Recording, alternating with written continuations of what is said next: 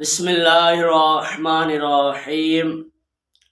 سوال یہ ہوا کہ قربانی کا رکن کیا ہے اور قربانی کس پر واجب ہوتی ہے، اس کی شرائط کیا ہیں۔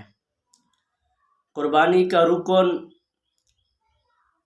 مخصوص جانور کو مخصوص ایام میں اللہ کی عبادت کی نیت سے ذبح کرنا قربانی کا رکن کہلاتا ہے۔ رہی بات قربانی کن کن شرطوں پر واجب ہے، یعنی کس پر واجب ہے، اس کی شرائط کیا ہیں۔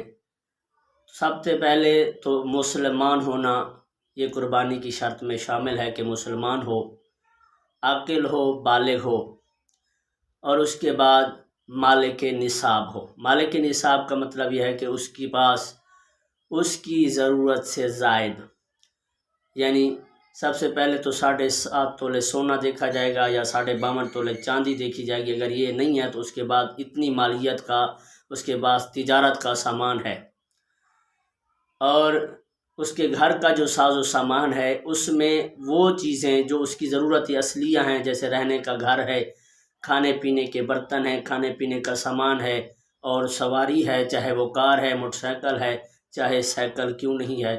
اسی طرح اس کی ضرورت کی کتابیں ہیں اور ضرورت کا ساز و سامان وغیرہ باقی، اور اسی طرح وہ جانور جو گھر کے پینے کے لیے رکھا ہوا ہے، یعنی اس کا دودھ پیتے ہیں، بچوں کے لیے دودھ ہوتا ہے، خود کی چائے کے لیے وغیرہ وغیرہ، تو وہ جانور بھی آپ کی ضرورت اصلیہ میں۔